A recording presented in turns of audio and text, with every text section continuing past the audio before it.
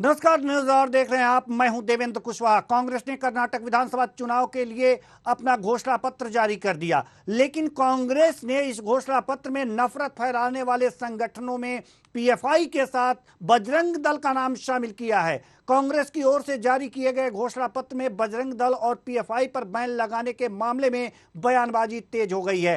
BJP और उससे जुड़े संगठनों ने कांग्रेस पर जोरदार हमला बोला है। विश्व हिंदू परिषद के अंतर्राष्ट्रीय महासचिव सुरेंद्र जैन ने कहा है कि यह दुर्भाग्यपूर्ण है कि कांग्रेस ने आज बजरंग दल की तुलना देशद्रोही और प्रतिबंधित पीएफआई से कर दी है। देश की जनता इसे स्वीकार नहीं करेगी। बजरंग दल इस चुनौती को स्वीकार करता है और सभी लोकतांत्रिक तरीकों से इसका जवाब देगा।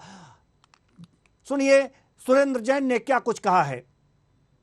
कांग्रेस पार्टी ने कर्नाटक चुनाव के लिए अपना मैनिफेस्टो जारी करते समय जिस प्रकार एक प्रखर राष्ट्रभक्त संगठन बजरंग दल की तुलना एक कुख्यात राष्ट्र विरोधी आतंकवादी और प्रतिबंधित संगठन पीएफआई के साथ की है, वह बहुत दुर्भाग्यपूर्ण है।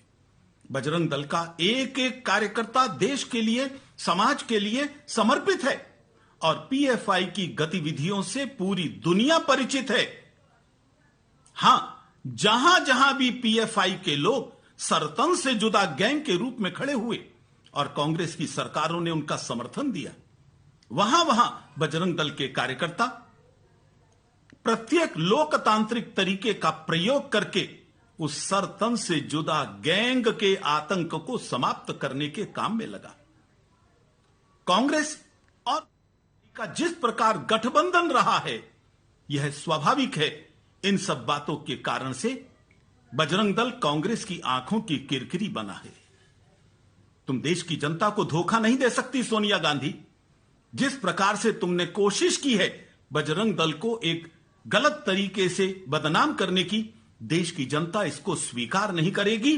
बजरंग दल का एक एक कार्यकर्ता इसको चुनौती के रूप में ले रहा है।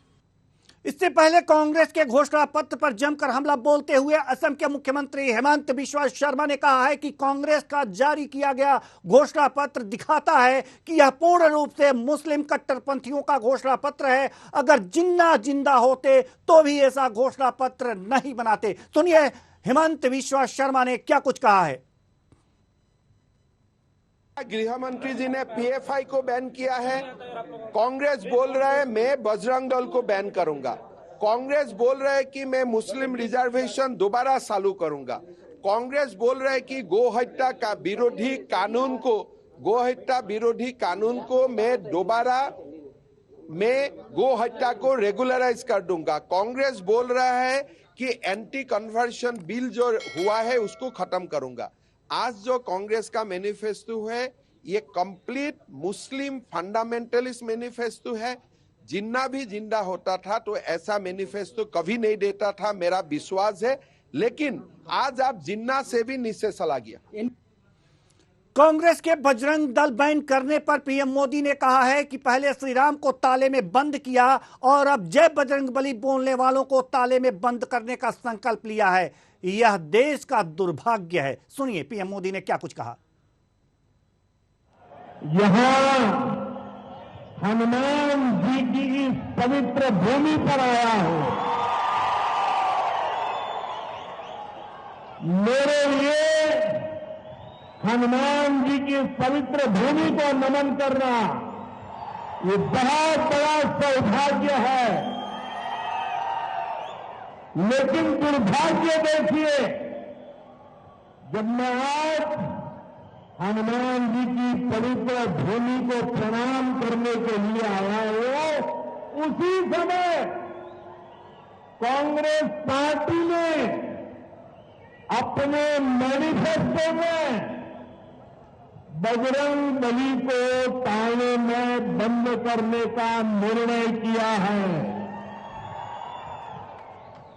पहले प्रभु श्री राम को ताले में बंद किया और अब जय बजरंग बली बोलने वालों को ताले में बंद करने का संकल्प लिया है।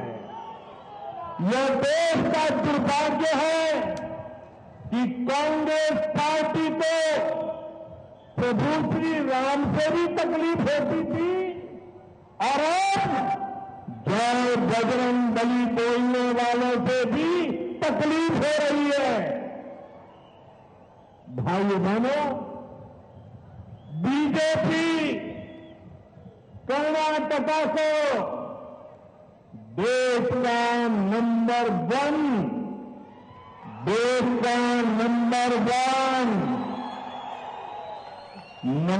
1 राज्य बनाने के लिए संकल्पबद्ध है।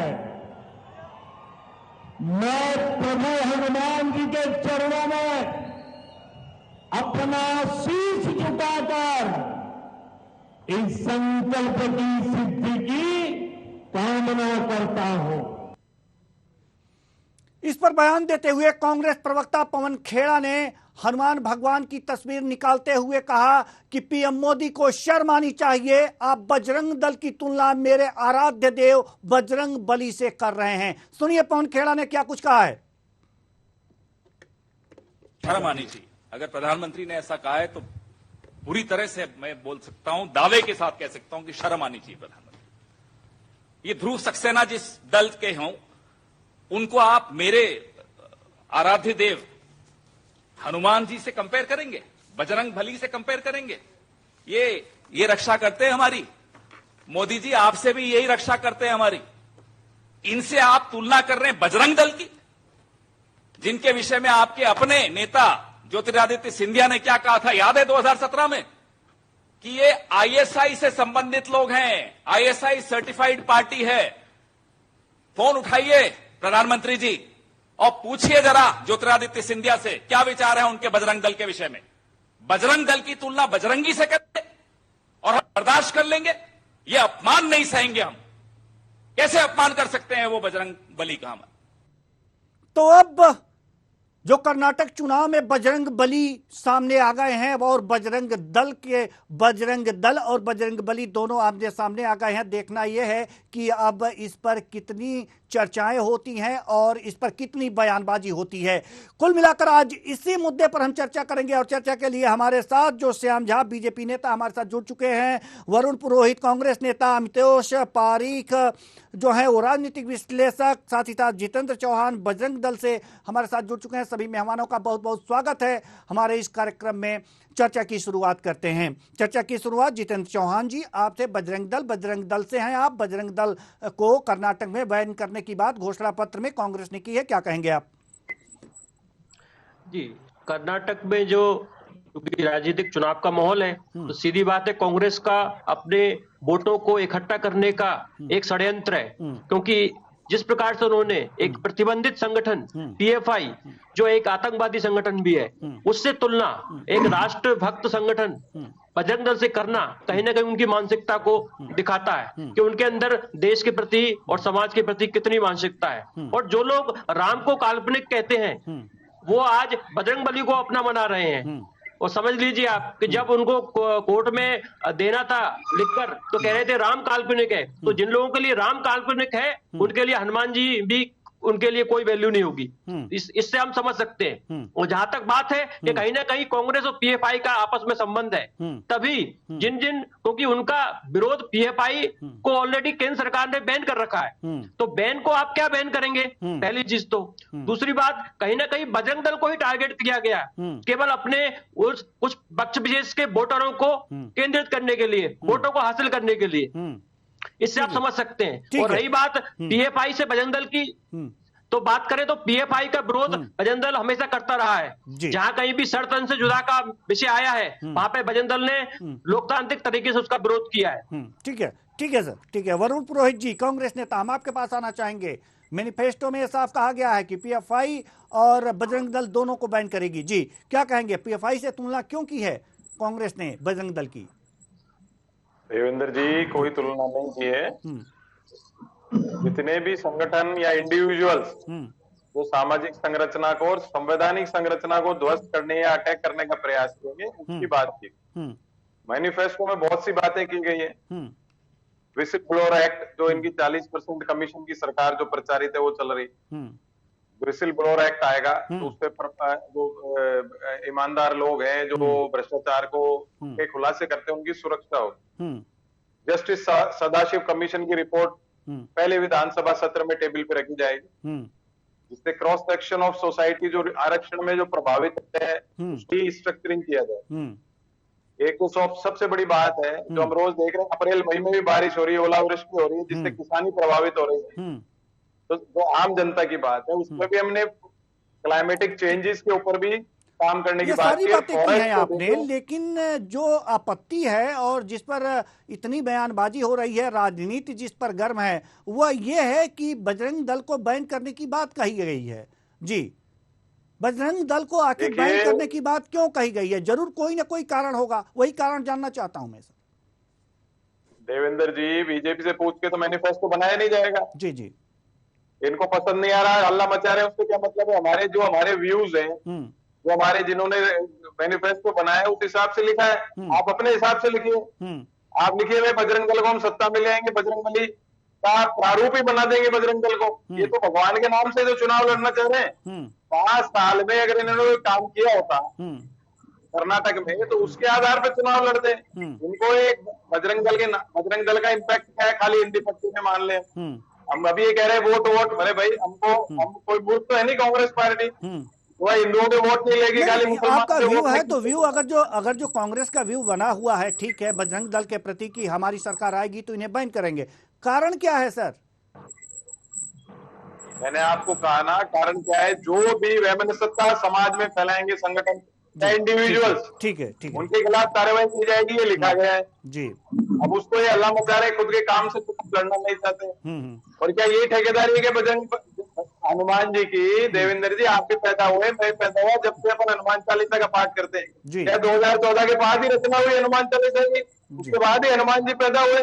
लेकिन ये एक पाखंड का जो आयातित पूंजीवादी संरक्षक के जो लोग हैं, संरक्षण दे रहे हैं, वे एक पाखंड की रचना कर रहे हैं। उस पाखंड की रचना के आया के पीछे देश को बेचने का काम कर रहे हैं। और कर क्या रहे हैं? आप फैक्ट्रीज एक्ट में 8 घंटे से 12 घंटे कर दिया, मजदूर 12 घंटे काम करेगा दिन भर। आप बताइए लेबर लॉ में कितना परिवर्तन किया है?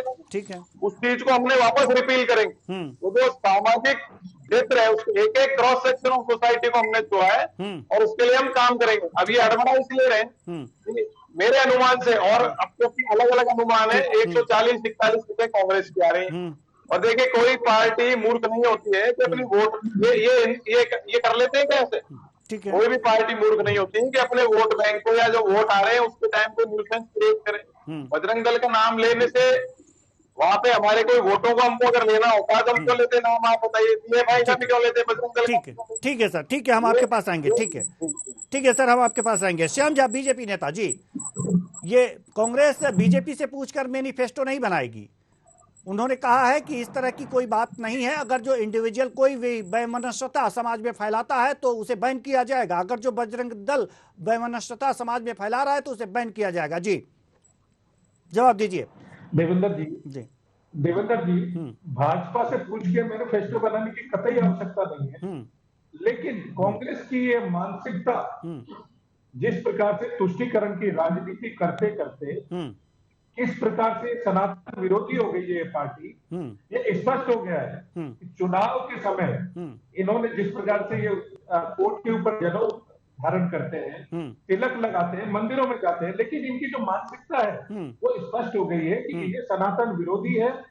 जिस प्रकार से राम मंदिर के ताले लगवाने वाली पार्टी कांग्रेस पार्टी है, राम मंदिर ना बने उसके लिए सुप्रीम कोर्ट में जो लड़ने वाले वकील थे वो कांग्रेसी वकील थे। आज ये स्पष्ट हो गया है, जिस प्रकार से मैनिफेस्टो में दिया है कि गौ हत्या को ये लोग रेगुलराइज करेंगे, ये सनातन धर्म के ऊपर बहुत बड़ा कुठाराघात है कि ये गौ हत्या करवाना चाहती है ये पार्टी, उसको रेगुलराइज करना चाहती है। ये सनातन धर्म के लोगों के भावनाओं के साथ किस प्रकार से कुठाराघात किया है कांग्रेस पार्टी ने, स्पष्ट हो गया है। बजरंग दल जो एक सामाजिक संगठन है, जो राष्ट्र निर्माण के लिए काम करता है, उसको बैन करने की बात करते हैं। भाजपा बैन करती है आतंकी संगठनों को, ये सामाजिक संगठन जो राष्ट्र निर्माण में काम करते हैं ऐसे संगठनों को बैन करने की बात करते हैं लोग। इससे स्पष्ट है कि ये इनकी जो मानसिकता है सनातन विरोधी है और गौ हत्या या बजरंग दल अगर ये करना चाहते हैं कि रेगुलराइज हो गौ हत्या और बजरंग दल बैन हो, मैं इनको खुला चैलेंज देता हूँ आपके चैनल के माध्यम से, अगर इनमें हिम्मत है तो जहां जहां भी सरकार है वहां गौ हत्या रेगुलराइज कराए और बजरंग दल को बैन करके दिखाए। ठीक है, अगर इनमें हिम्मत है तो अभी बोले। ठीक है वरुण पुरोहित जी जवाब दीजिए, इसके बाद हम राजनीतिक विश्लेषक महोदय के पास जाएंगे, अमितोष पारिक जी के पास जाएंगे। मैं आपके चैनल के माध्यम से बोलता हूं कि अभी ये घोषणा करें जहां जाएगी सरकार है, अभी ये गौ हत्या मैं बोलूं जी बैन करेंगे, हिम्मत है तो बोल के बताएं। वरुण जी बोलिए। आपकी हिम्मत पूरी हो गई, आपकी हिम्मत पूरी हो गई। लंपी डिजीज आई थी ना, कितनी गायें चली गई। हमारी हिम्मत पे ना अब ये बोलने नहीं देंगे, मैंने कहा था ना, ये बोलने नहीं देंगे किसी को। वरुण जी आप जारी रखिए। नकली ब्राह्मण लोग हैं ये। नहीं, मैं ऐसे नहीं करता थे, मैं आप जारी रखिए। जी श्याम झा जी ठीक है, वरुण पुरोहित जी जारी रखिए आप। देवेंद्र जी, मैं किसी के बीच में नहीं बोलता, मैं एक डेकोरम से। आप बताइए, लंपी डिजीज आई, कितने राज्यों में गायें चली गई, कितनी लाखों गायें हमारी चली गई गौ माता। इन्होंने क्या किया बजट में? कुछ नहीं किया, 1% भी अलोकेट नहीं किया पशु धन बढ़ाने के लिए या पशु चिकित्सालय खोलने के लिए। हवाई अड्डे खोलेंगे, बुलेट ट्रेन लाएंगे, लंपी डिजीज पे नहीं बोला। हमने 2 गाय हर महिला को बिगर इंटरेस्ट के कर्ज दिया जाएगा और कर्नाटक में 2 गाय पाल सकें। कर्नाटक की गाय आज वर्ल्ड फेमस है, वहां का A2 घी भी चलता है, आप देखिए। और इनको इतनी चिंता गाय गौ माता की होती है, तो इनके मंत्री तो खुद कहते हैं बीफ खा सकते हैं, बीफ खा सकते हैं। जहां भी इनके शासित राज्य है, चाहे उत्तर प्रदेश जाए, बाबा के नाम से दम भरते हैं। एक भी बीफ का जो कारखाना है, बुचर खाने बंद किया क्या? नहीं किया इन्होंने। और आरोप लगाना चाहते हैं कांग्रेस के ऊपर। अभी आपके विश्व हिंदू परिषद के आप जैन साहब पर सोनिया गांधी जी का आरोप लगाने लगे। भैया सोनिया गांधी जी का क्या आरोप है उसमें? अभी प्रधानमंत्री जी कहने लगे, मैं कह रहा हूँ इनके पास पाखंड के अलावा कुछ नहीं है। ठीक है, पाखंड के अलावा कुछ नहीं। चुनाव नहीं लड़ना चाहते। मुझे बताइए, राम मंदिर का ताला किसके टाइम खुला था? राजीव गांधी के टाइम खुला था ताला राम मंदिर का। उन्होंने खुलवाया था क्या राम मंदिर का ताला? उसका शिलान्यास राजीव गांधी के जमाने में बूटा सिंह जी ने कराया। क्या किया इन्होंने? उस ढांचे को जो साफ हुआ था नरसिंह राव जी के टाइम हुआ था। ठीक है श्याम झा जी, इसके बाद हम चलेंगे राजनीतिक विश्लेषक के पास। श्याम झा जी, ठीक है श्याम झा जी, जल्दी से। मैं ये पूछना चाहूंगा वरुण जी से, उत्तर प्रदेश का अगर ये नाम लेना चाहते हैं, आपका इसका मतलब आपकी जो जानकारी है बिल्कुल नील है वरुण जी। उत्तर प्रदेश में गौ हत्या बैन है और एक गौ हत्या अगर होती है तो आप एक नाम बता दीजिए कि फलाना फैक्ट्री है। आप इस तरह से दुष्प्रचार मत करिए, झूठ मत बोलिए चैनल पे आकर के। एक आपके जो नेता है नकली ब्राह्मण, और आप नकली नेता मत बनिए, झूठ प्रचार मत करिए। एक फैक्ट्री का नाम बता दीजिए जहां गौ हत्या होती है।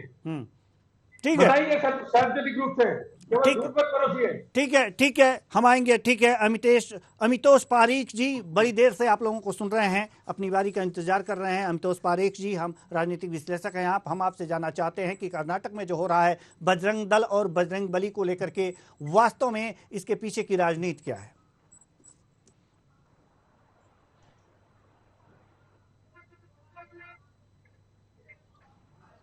जी आपकी आवाज नहीं आ पा रही है अमितोष जी। जी अमितोष जी आप कुछ बोलिए। ठीक है वरुण जी आप जवाब दीजिए। वरुण जी श्याम झा जी का जवाब दीजिए। देवेंद्र जी, आप तो इन्वेस्टिगेटिव जर्नलिज्म करते हो, आप गूगल पे भी देख सकते हो और इनके आंकड़े देख सकते हो। नाम बताइए, गूगल देख सकते हो, ये आप नाम बताइए। मेरा काम हो गया नाम बताना, आप तो बता नहीं पा रहे हो। झूठ बोलना है। अरे बूचड़ खाने नहीं है क्या उत्तर प्रदेश में? कोई बूचड़ खाना नहीं है उत्तर प्रदेश में? कोई नहीं बूचड़ खाना उत्तर प्रदेश में? बूचड़ खाने पूरे भारत में है, लेकिन गौ हत्या होती है, इस बूचड़ खाने का नाम बताइए देखो आप। अरे भाई, बूचड़ खाने बंद करोगे तो आपके मंत्री कहते हैं हम बीफ खाते हैं, नहीं कहते कि आपके मंत्री हम बीफ खाते हैं। झूठ मत बोलिए, अभी भी झूठ बोल रहे हैं आप। अरे भाई मैं झूठ आपके, अरे यार आप तो बहस थोड़ी होती। उन्होंने आपको 2014 में केरल में सार्वजनिक रूप से गौ हत्या करके और ठीक है, चुनाव के समय ठीक है सर, ठीक है, ठीक है, ठीक है, ठीक है, ठीक है सर। अमितोष पारीक जी, अमितोष पारीक जी, हम आपके पास आना चाहेंगे। ठीक है सर, श्याम झा जी, हम आएंगे आपके पास। ठीक है, राजनीतिक विश्लेषक महोदय हमारे बड़ी देर से इंतजार अपनी बारी का कर रहे हैं। अमितोष पारीक जी, मैंने आपसे सवाल किया था कि अब बजरंगबली और बजरंग दल की बात आ गई है कर्नाटक के चुनाव में, विधानसभा का जो चुनाव हो रहा है उसमें, इसके पीछे की राजनीति समझना चाहते हैं हम।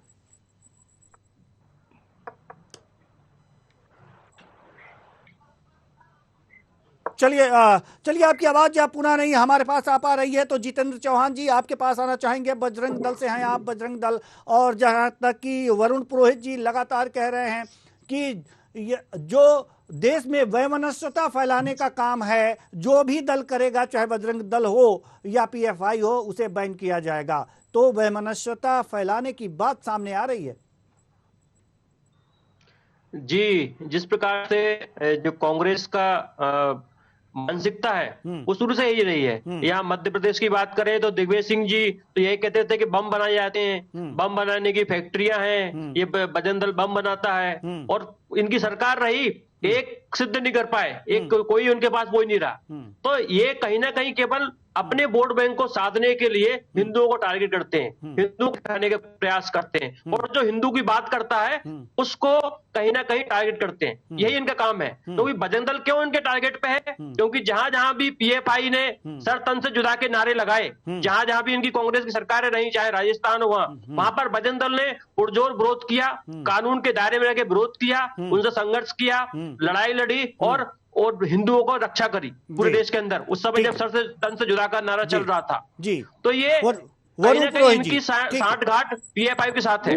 ठीक है, ठीक है, ठीक है, ठीक है। वरुण पुरोहित जी जवाब दीजिए जल्दी से। जी, वरुण पुरोहित जी जवाब दीजिए जितेंद्र चौहान जी का, उसके बाद हम पुनः राजनीतिक विश्लेषक महोदय के पास जाएंगे। जी, जवाब दीजिए सर। नहीं, क्या प्रश्न पूछा उन्होंने? जी, उन्होंने ये कहा है, आरोप लगाया है कि जहां जहां भर पीएफआई ने इस तरह की बातें की, सरतन से जुदा करने की बातें कही, वहां पर बजरंग दल ने विरोध किया है। इसलिए कांग्रेस अपना खुन्नस निकालने के लिए अपने घोषणा पत्र में ये बातें डाली है, और पीएफआई पे, वो माफ कीजिएगा, बजरंग दल पे बैन लगाने की बात कर रही है। देखिए देवेंद्र जी, मैंने शुरुआत में भी कहा, जो भी वैमनस्यता फैलाएगा, संवाद के ढांचे को जो तरोड़ मरोड़ करने का प्रयास किएगा, उसके खिलाफ कानूनी कार्रवाई की जाएगी। जहां भी कांग्रेस शासित राज्य है या थे, कभी बजरंग दल को बैन किया क्या? नहीं किया। ये एक प्रोपोगंडा क्रिएट करना चाहता था। चाहे उत्तर प्रदेश सबसे हाईएस्ट मीट एक्सपोर्टर हो जाओ, पर मुझे कह रहे हैं आप झूठ बोलते हो, आप ये करते हो। ये तरीका नहीं होता डिबेट का। ये अगर आप आंकड़ों पे करो तो आंकड़े लेके आओ, आप फिर मुझे बोलोगे आप गलत बोल रहे हो। जी बिल्कुल। तो ये देखिए, अगर सबसे बड़ा एग्जाम्पल मैंने दिया, हम तो सबसे बुरे हैं ये मान लीजिए आप। एग्जाम्पल मैंने दिया, अभी हाल ही में बजट गया 2 महीने पहले, लंपी डिजीज कितनी जबरदस्त रही पिछले 1 साल तक, कितनी गायें, कितना लिव स्टॉक हमारा, कितने कैटल हमारी चली गई।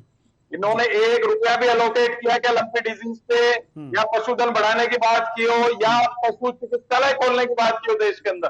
अगर ये इतने गौ प्रेमी है, क्यों नहीं किया इन्होंने? अब ये आपने रिपोर्ट पढ़ी होगी, हफ्ते भर पहले, 10 दिन पहले खबर आई थी, आप लोग ही देते हो, कि विदेशों से दूध और दूध का पाउडर इंपोर्ट करेंगे। इन्होंने ये नहीं कहा पशुधन बढ़ाएंगे, पिछले 8-9 साल में भी नहीं कहा। मेरे कई बार इनके बजट पर डिस्कशन हो चुका, एक बार इन्होंने पशुधन, इसको धन बोलते हैं हम, पशुधन बढ़ाने की बात नहीं की 9 साल के बजट में इन्होंने। और गौ माता करते हैं, आज भी पैदा हुए कि गौ माता? हम तो पैदा हुए जब तक ठीक है, मेरे तो घर में गौ माता नहीं। अमितोष पारीक जी कुछ कहना चाह रहे हैं, राजनीतिक विश्लेषक महोदय। जी, जी बिल्कुल आ रही है, आपकी आवाज आ रही है। जी, आप कुछ कहना चाह रहे थे। जी देवेंद्र जी, बहुत बहुत धन्यवाद मौका देने के लिए, और मैं माफी चाहता हूं कि तकनीकी कारण की वजह से मैं अपनी बात नहीं पहुंचा पाया। कोई बात नहीं। लेकिन मेरे सम्मानित पैनलिस्ट को जब मैंने सुना, बजरंग दल से, कांग्रेस से और भाजपा से हमारे प्रतिनिधित्व बैठे हैं, एक बात बहुत स्पष्ट है, और मैं उस टैगलाइन पे चलना चाहता हूं और उस विषय पे ही चलना चाहता हूं, बिना विषयांतर हुए कि जिस तरह से कांग्रेस सरकार ने अपने मैनिफेस्टो के अंदर में बजरंग दल की तुलना पीएफआई जैसे आतंकवादी संगठन से करी। जी, मैं किसी बात का पक्ष न लेते हुए एक बात कहना चाहता हूं। सबसे पहले तो वरुण पुरोहित जी से मैं सवाल करना चाहता हूं यहाँ पर, जी, कि जिस तरह से वरुण पुरोहित जी ने एक बात बोली कि राजीव गांधी जी ने ताले खुलवाए थे, तो मेरे को लगता है कि वो विख्यात है अपने विषय के अंदर में और जानकारी रखते हैं। तो मैं कोट करता हूं, हबीबुल्ला जो जम्मू कश्मीर कैडर से आईएएस थे, राजीव गांधी पीएमओ के साथ कनेक्टेड थे, उन्होंने ही अपनी किताब my years with Rajiv Gandhi triumph and tragedy के अंदर में एक वक्तव्य लिखा है। और देवेंद्र जी मैं कोट करता हूं, ये मैं नहीं, मैं उनकी किताब से कोट कर रहा हूं। वो कहते हैं कि my years in Rajiv Gandhi has written that when he asked with Rajiv Gandhi subject to the unlocking of Ram Janmabhoomi Mandir, he said no government has business to interfere in the matters like determination of the functioning places of the worship।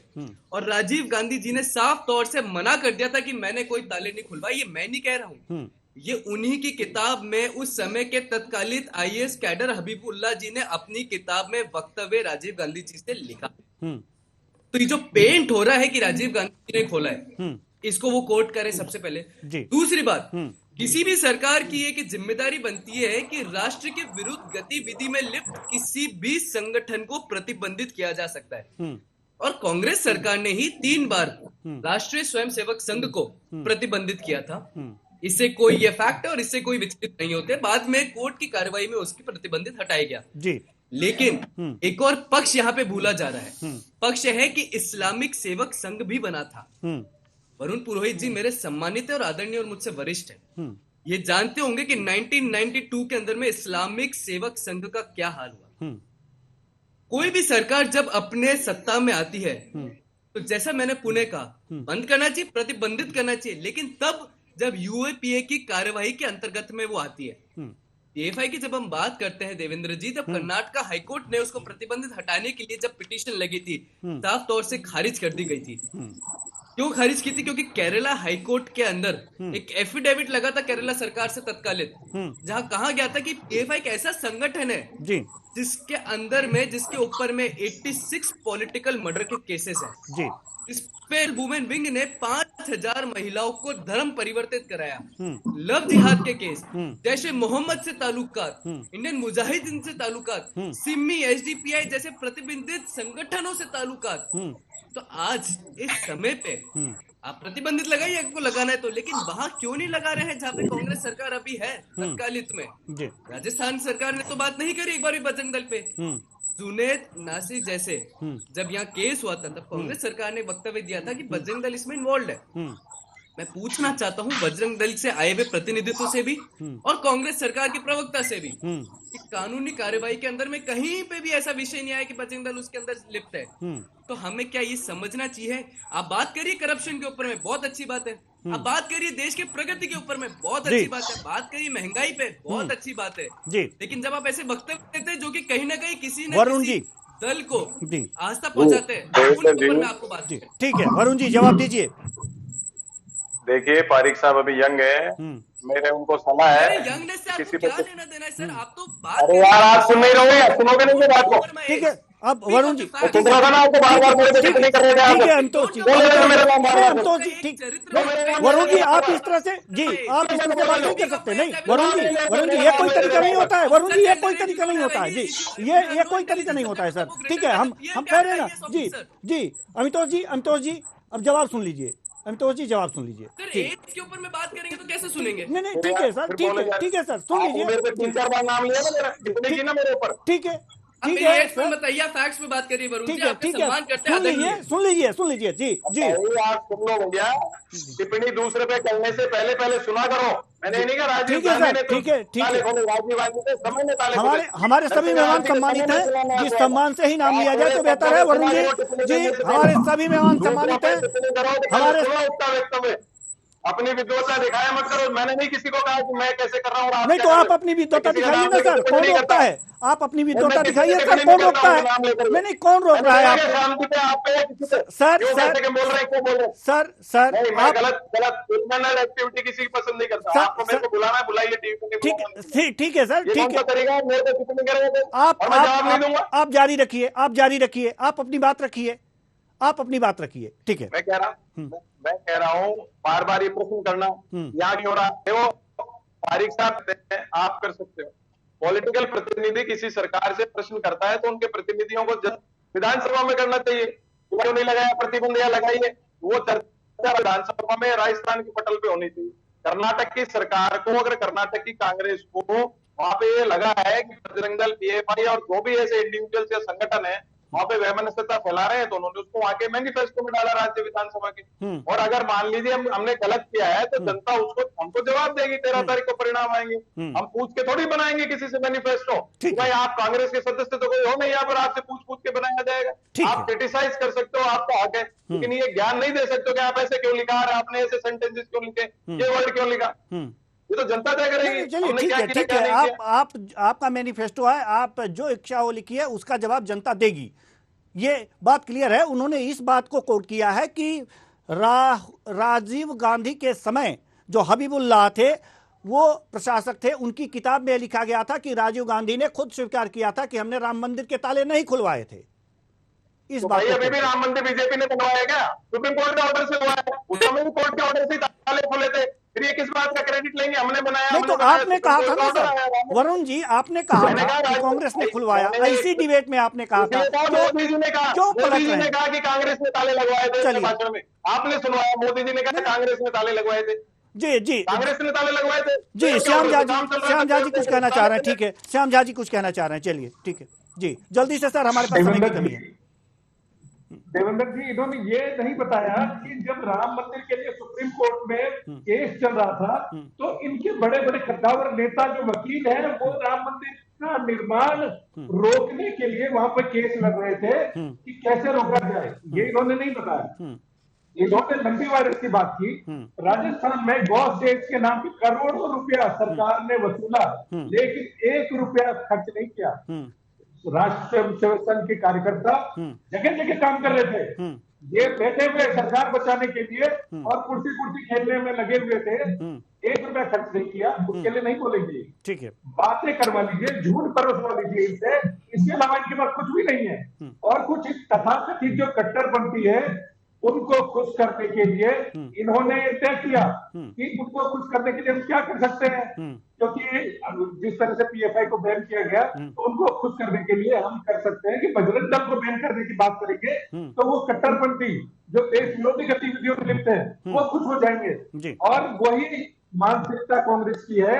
आज इनके पास जो लोग जुड़े हुए हैं, जो भारत तेरे टुकड़े होंगे जैसे बात करने वाले लोग जुड़े हुए हैं, तो कांग्रेस पार्टी पूर्ण रूप से सनातन विरोधी और देश विरोधी गतिविधियों में लिप्त है और कांग्रेस पार्टी देश विरोधी पार्टी हो चुकी है। चलिए ठीक है, बहुत बहुत धन्यवाद तीनों में सभी मेहमानों का। सभी मेहमान आए और अपने अपने विचार साझा किए। तो कुल मिलाकर के देखा जा रहा है कि वास्तव में कर्नाटक चुनाव जो चल रहा है उसमें अब जो बजरंग बली और बजरंग दल की बात सामने आ गई है। हालांकि कांग्रेस ने अपने मैनिफेस्टो में बजरंग दल को बैन करने की बात कही है और उसकी तुलना पीएफआई से कर दी है, जिसको लेकर के बीजेपी में तमाम तरह से बयान आ रहे हैं और यह बात कही जा रही है कि अब बजरंग बली के, जैसे कि प्रधानमंत्री जी ने भी यह कहा है एक रैली के दौरान, कि अब बजरंग बली का नाम लेने वालों को जो है कांग्रेस ताले में बंद करेगी। पहले भगवान राम को ताले में बंद किया था, अब बजरंग बली का नाम लेने वालों को ताले में बंद करने की तैयारी कर रही है। तो इस तरह की बयानबाजी चल रही है। हालांकि अभी भी कांग्रेस के प्रवक्ता यह मानने को तैयार नहीं है कि हमने ये अपने मैनिफेस्टो में गलत बातें लिखी हैं, लेकिन उनके हिसाब से यह सही है कि जो देश में वैमनस्यता फैलाता है उसके खिलाफ कार्रवाई होगी और होनी भी चाहिए। लेकिन यह भी देखा जाना चाहिए कि कौन सा संगठन देश विरोधी गतिविधियों में संलिप्त है। फिलहाल जो भी मैनिफेस्टो है, जो भी तैयार किया गया है, किसी से पूछ करके कोई भी पार्टी अपने विपक्ष से पूछ करके कोई भी मैनिफेस्टो तैयार नहीं करती है और इन्होंने तैयार किया है तो जनता के सामने लेकर के गए हैं और जनता इसका जवाब देगी। फिलहाल इस कार्यक्रम में इतना ही, मुझे दीजिए इजाजत, नमस्कार।